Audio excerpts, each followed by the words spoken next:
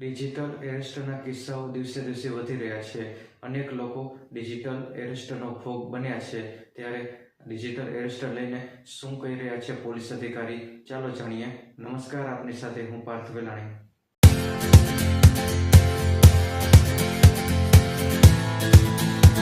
આજકાલ મોટાભાગના વ્યવહારો આપણે ઓનલાઈન કરીએ છીએ, એટલે ઘણા બધા લોકો ઓનલાઈન છેતરપિંડીનો ભોગ બને છે.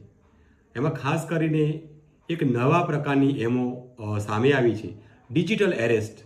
આ અંગે હું આપને જાગૃત કરવા માગું છું કે સામેથી ફોન આવે અને કહે છે કે હું CBIમાંથી બોલું છું, EDમાંથી બોલું છું, NCBમાંથી બોલું છું અને તમને ડિજિટલ એરેસ્ટ કરવામાં આવે છે.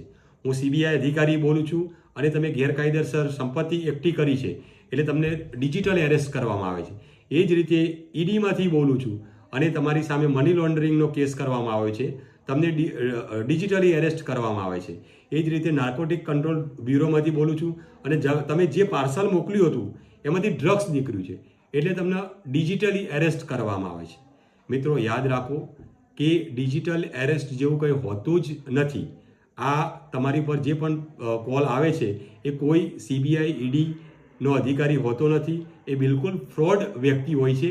એટલે આવા કોલથી કોઈ ડરવાની જરૂર નથી કે એની કોઈ પણ માગણીથી તાબે થવાની પણ જરૂર નથી. અને આપ જાગૃત થાઓ અને અન્ય લોકોને પણ જાગૃત કરો. અને આવા કોલ્સ આવે તો તમે નજીકના પોલીસ સ્ટેશનમાં એની જાણ કરો. જય હિન્દ.